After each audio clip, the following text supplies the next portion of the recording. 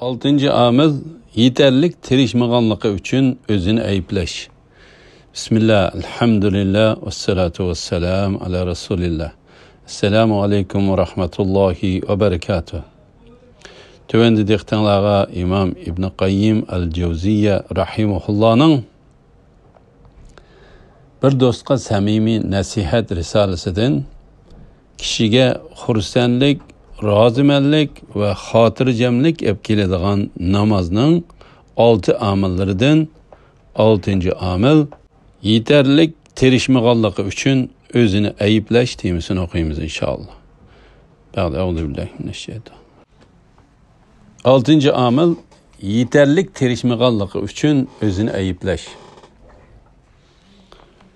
Bu Allah subhanahu ve teala'ga ibadet qilish jihatdagi tirishchanligingizning har vaqt yetersiz ekanligi, Allah'ның sizning ustingizdagi haqlarining siz qilgan ashu ibadetlerden texmi cho'ng ekanligi, shu sababdan itoatingiz, ibadetingiz ve qulchiligingizning hozirgidan texmi ko'p bo'lishi ve şu orqali Allah subhanahu ve teala'ga onun ulug'ligiga mos kelgudek holatda ibadet qilishingiz kerakligidan iborat tuyg'uni saqlashdir.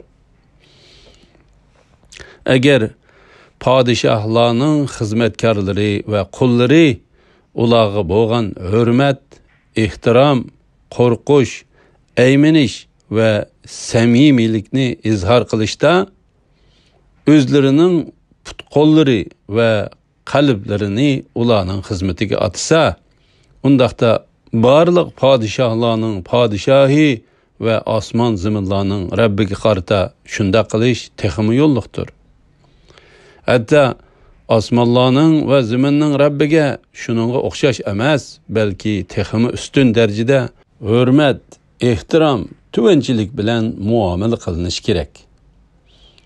Agar banda o'zining qulchilik holatining Allah subhanahu ve teala'ning uning ustidagi haqqini ado qilish shartiga to'shmaganligini, hatta shu shartni to'shqizishga yaqinmi kelolmaganligini e'tirof qilsa, banda o'zining yetersizliklarini tonib yetadi-da, o'z qusurlari, ibodat ve itoatdagi nuqsonlari uchun Allah subhanahu ve teala'dan mağfiret tilashga oldiraydigan bo'ladi. Yani şu sebepten biz ibadet ve itoatdagi qusurlarimiz tufayli ibadet itoatlarimiz uchun Allah subhanahu ve teala'dan savob tilashdan bakrak uningdan mağfiret tilashga muhtojmiz. Birov o'zining qulchilik vazifasining barliq shartlarini to'liq ado qilgan taqdirdami, bunun bilan faxrlansa bo'lmaydi. Chunki bu chaqda u faqat o'zining Allah subhanahu ve teala'ning quli ekanligidan iborat salohiyatining taqozzosini o'rindigan bo'ladi xolos. Shunisi ro'shanki, agar bu dunyoda biror qul xo'jayinining xizmatini qilib, ondan shu xizmati uchun haq talab qilsa, kishilar uni haqorat deb qarshidi. Gerçi haqiqiy ma'nodini aytganda, ashu qulmu amaliyatda yani bir odamning haqiqiy quli bo'lmasa-mu, ahvol yana shundoq bo'ladi. Chunki insonlar har qanday jihatdan aytganda Allah subhanahu ve teala'ning igidorchiligida bo'lib, boshqa birining emas, tamamen Allah'ning qullaridir. Demak, Allah qullarini ular çoqum ado qilmasa bo'lmaydigan ibadetlerini ado qilganligi sababli mukofotlasa, bu Allah subhanahu ve teala'ning ularga qilgan fazli marhamatidandirki, hargiz ularning allaqanday mukofotga erishish salohiyati borligidan emas. Biz bu nuqtani tonib yetgandan keyin Rasululloh sallallohu alayhi ve sellemning hech kim o'z amali orqali jannatga kirolmaydi degan so'zining ma'nosini tushuna olamiz. Rasululloh sallallohu alayhi vasallam shu so'zni qilganda sahobalar, sizmi shundaqmi ey Allohning rasuli deb so'rashgan. Rasululloh sallallohu alayhi vasallam javoban, Allah meni o'z rahmat fazliga cho'mdirmasa, men mushundaq degan. Buxoriy 6467, Muslim 2816-hadislar. Anas ibn Malik radiyallohu anhudan rivoyat qilindiki, qiyomat kuni har kimning 3 dona daftar bo'ladi. Uning biriga bandaning yaxshi amallari, yana biriga uning yomon amallari, oxirgisiga Alloh subhanahu va taolaning shu bandasiga qilgan fazli marhamatlari yozilgan bo'ladi. Rabb subhanahu va taolo o'zining fazli marhamatiga bandamning yaxshi amallaridan tegishli haqqini ol deydi. Shuning bilan bandiga ato qilingan eng oz va eng kichik ne'matlarmu o'z haqlarini elishga boshlaydi-da, bandining daftarida hech qanday yaxshi amal qolmaydi.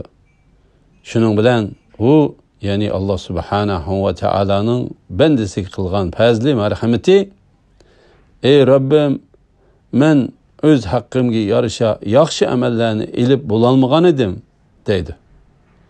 Ana shu chaqda Alloh subhanahu va taolo bandasiga rahmat qilishni iroda qilib, fazli marhamatini yana uningga ato qiladi. Uning gunohlarini afu qilib, yaxshi amallarini hassilab berdi. Haythami Kashful Astar al-Zawaid al-Bazzarda mavquf, ya'ni sahabada to'xtab Rasululloh sallallohu alayhi vasallamga tutashmaydigan asar deb baholagan. Bu asar sahih bo'lib, Anas ibn Malik radiyallohu anhudan rivoyat qilinganligi dalillangan. Shundaqla bu sahobalarning Robbi va Robbining o'zlari ustidagi haqqi to'g'risidagi mukammal ilmining dalolatidir. Ularning Rasululloh sallallohu alayhi vasallam uning sunnati va din to'g'risida eng komil ilmga ekanligini deb o'ltirishning hojati yo'q. Bu asar kuchli farqlantirish qobiliyatini hozirlagan qalbga ega, shundaqla Robbining ism sifatlarini va uning bandalarining ustidagi haqlarini biladiganlardan boshqa hech kim tushuna olmaydigan ilm va tonishni o'z ichiga olgan.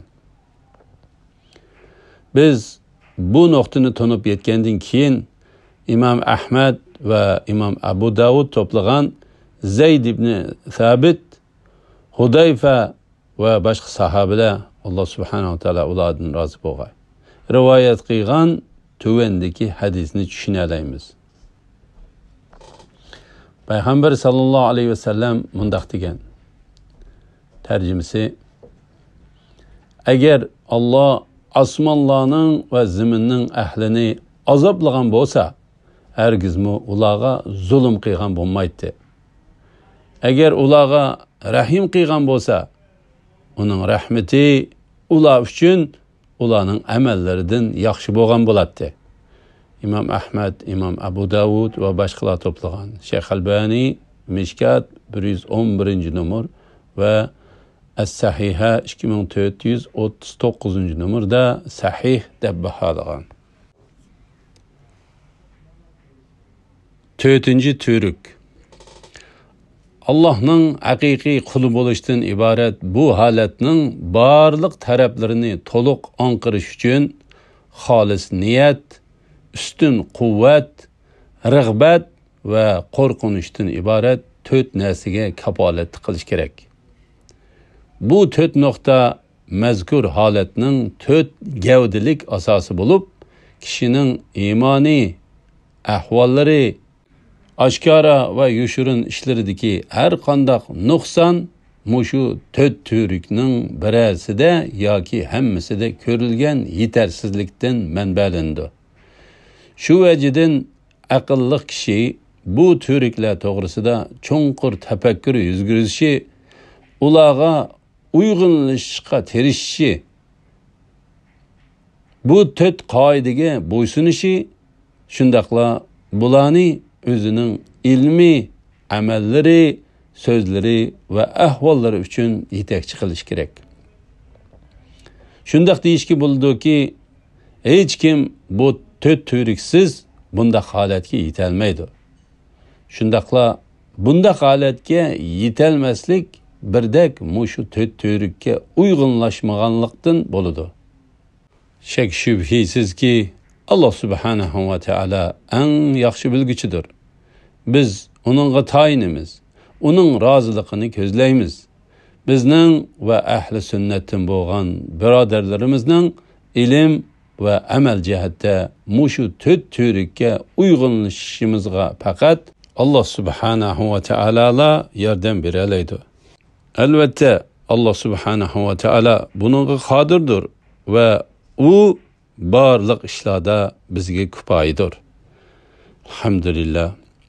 Yuqorida İmam İbn Qayyim al-Jawziyya rahimahullohning bir do'stga samimiy nasihat risolasidan kishiga xursandlik, rozimanlik va xotirjamlik elib keladigan namozning 6 omillaridan 6-chi omil yetarlik terishmaganligi uchun o'zini ayiblash temasi va 11-bob 4-chi to'rik temasini oldinglar.